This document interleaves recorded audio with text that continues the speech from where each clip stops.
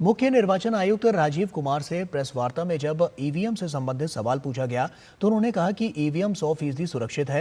राजीव कुमार ने वोटिंग से काउंटिंग तक ईवीएम के पूरी प्रक्रिया को भी विस्तार से बताया। उन्होंने कहा कि ईवीएम का पूरा सिस्टम सुरक्षित होता है। हर एक स्टेप पर राजनीतिक दलों के एजेंट मौजूद होते हैं। जब ईवीएम में बैटरी डाली जाती है तो उस पर भी एजेंट के सिग्नेचर होते हैं। वोटिंग से करीब करीब 5 या 6 दिन पहले कमीशनिंग होती है। 5-6 दिन पहले उस दिन मशीन में सिंबल पड़ते हैं। तो अब मशीन में अभी तक नई बैटरी उस दिन एक डाली जाती है। बैटरी पर भी एजेंट के दस्तखत होंगे। और अब कमीशनिंग के बाद क्योंकि 5 ही दिन बचे हैं और इसमें सिंबल लोड हो चुके हैं, ये उनके सामने में स्ट्रांग रूम में जाएगी, डबल लॉक लगेगा, 3 लेयर की सिक्योरिटी रहेगी। उसके बाद जब वो पोलिंग के डिस्ट्रीब्यूशन के दिन निकलेंगी उस दिन फिर यही प्रोसेस होगा। सारा प्रोसेस वीडियोग्राफ होगा। फिर पूरे दिन वोटिंग हुई, तब एक एक वोट का हिसाब रखा, फिर बंद हुआ।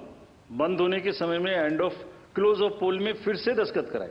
उसके बाद में बंद करने के बाद में उसको स्ट्रांग रूम में बंद किया। फिर काउंटिंग के समय निकाला तो एक बैरिकेडिंग लगाई। उस बैरिकेडिंग के बीच में से जाएंगे, इधर उधर से नहीं जाएंगे ताकि कोई मिक्सअप ना हो। And there is a provision for objecting to any of the issue relating to this at any stage which has not happened. So हम इंडिविजुअल जिसने वो बिल्कुल सेफ है, बिल्कुल रोबस्ट है।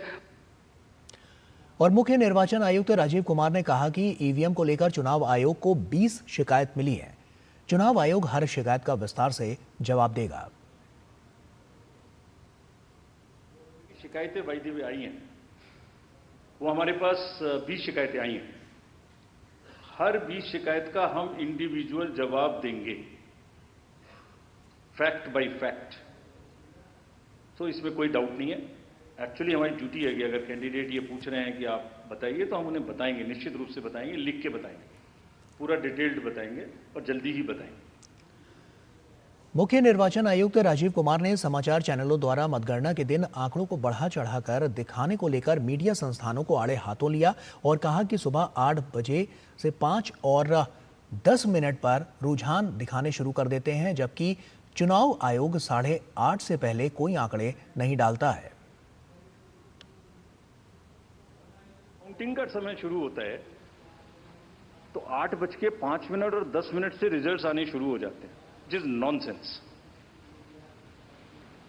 आप बताइए, मेरी पहली काउंटिंग 8:30 बजे शुरू होती है और हमारे पास प्रमाण है इस बार कि 8:05, 8:10, 8:15 पर आने लगा, इतने की लीड, इतने की लीड, इतने की लीड, इतने की लीड।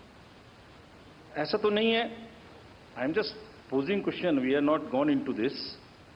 बट ऐसा तो नहीं है कि एग्जिट पोल को जस्टिफाई करने के लिए वो शुरू में ट्रेंड्स आ गए कि हमने तो ऐसा कहा था, वैसे ही ट्रेंड हो रहा है, बाद में जो होगा वो होगा। और अचानक से पहला रिजल्ट एक राउंड का 8:30 बजे जब काउंटिंग शुरू हो रही है तो 9 बजने में 10 मिनट, 9 बजने में 5 मिनट से पहले 20 मिनट भी लगेंगे एक राउंड में, तो आ ही नहीं सकता।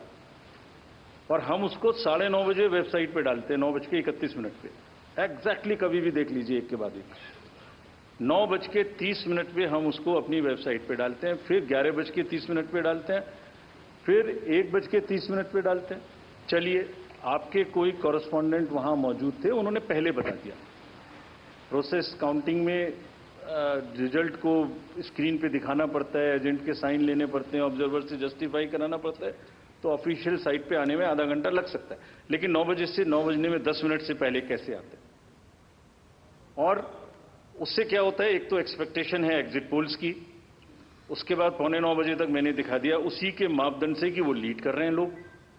तो वास्तविक रूप से जब वो एक्चुअल रिजल्ट्स आने शुरू होते हैं तो एक मिसमैच होता है, and that mismatch is also giving this can lead to serious issues sometimes.